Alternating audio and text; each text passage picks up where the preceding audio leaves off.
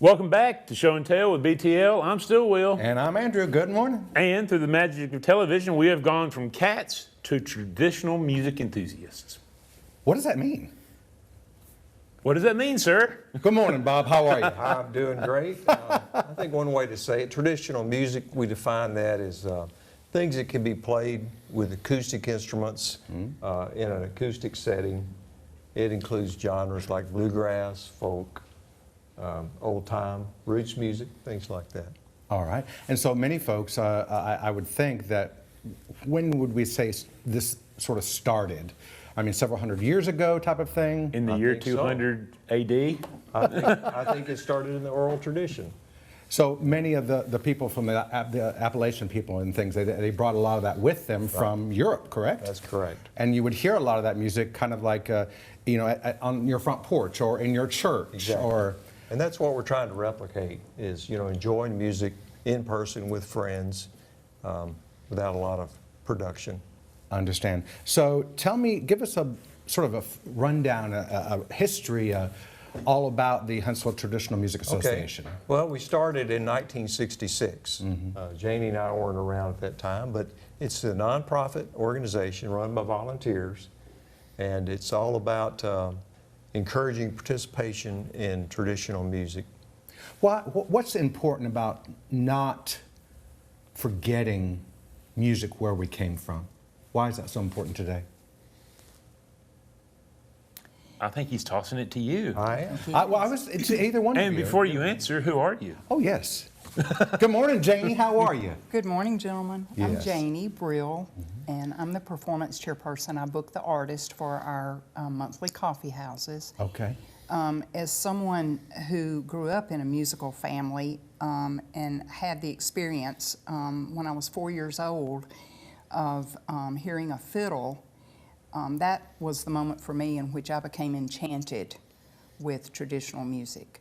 And I think that going forward, we're seeing a lot of the young people have that same sense of enchantment with listening to the music from those old times, and it carries forward, much like what Old Crow Medicine Show and now the Abbott Brothers and a lot of the new acts that we're seeing throughout the country.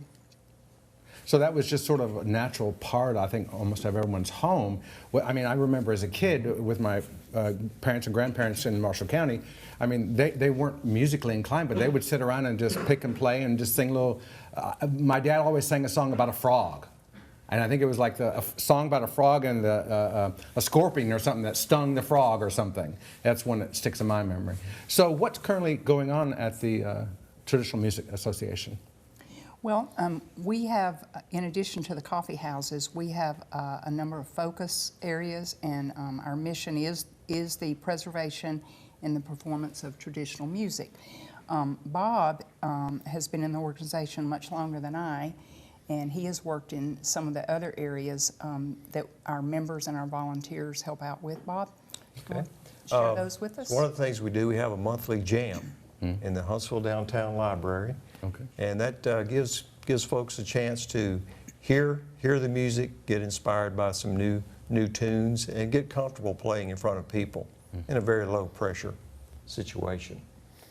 The other thing we do is we offer our participants opportunities to play in the community. There's a big demand for traditional music at different special situations at, say, Burritt Museum or the Whedon House or different places like that.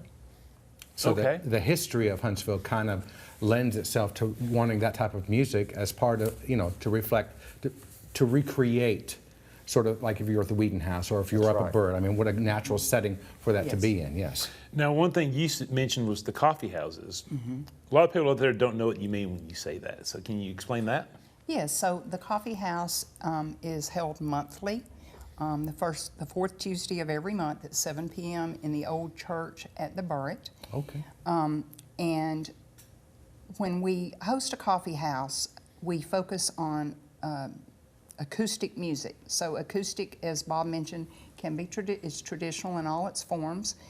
Some of the artists that we've had in the past would perform progressive bluegrass, folk fusion, folk roots, old-time string band, can even be jazz as long as it's acoustic, the preservation of acoustic music. April, we're hosting our beloved local artist, Milltown, and they fit a number of those genres. They'll be performing I'm very folk. familiar with Milltown. Yeah, so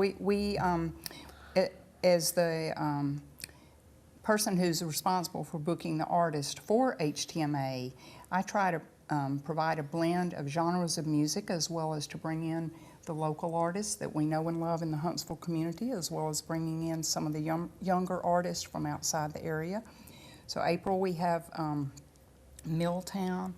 May we have a group of young people from the Birmingham area called the Yellow Dandies, and they are a folk fusion progressive bluegrass band. And each of the four of them are very highly accomplished artists in their own areas. May, we're doing something a little bit different. We'll have Microwave Dave, as well as three other local artists that everyone in the community, if you don't know, you would enjoy hearing. They're going to perform in the round. So we'll have Josh Taylor, who's a young up-and-coming artist in our area, graduate of Belmont, professional musician. We will also have Lucas Johnston. He'll be playing cigar box, guitar, and also a stringed shovel. Okay. And then our president, Lynn Edmondson, will play fiddle. So this will be a pure acoustic blues show. And that was for May, you said, right? That's May. Mm-hmm. So Have a lot of great things going on. how do people Find out about everything. find out about everything and keep up with what you guys are doing? Well, the very best way is to go to huntsvillefolk.org. Okay. And if you don't remember that, if you just Google Huntsville music, we'll be in the top 5. Oh, Okay. wow. You know, something just popped in my head, Bob. You know, you've said you've been involved with this for a long time. What are some of the big changes or something that you have seen within this organization as long as you have been involved? Well, that's a good one. And that's okay. That's okay. We're on the cutting edge of asking questions. Yes. on this Right, you show. are. Yes, absolutely.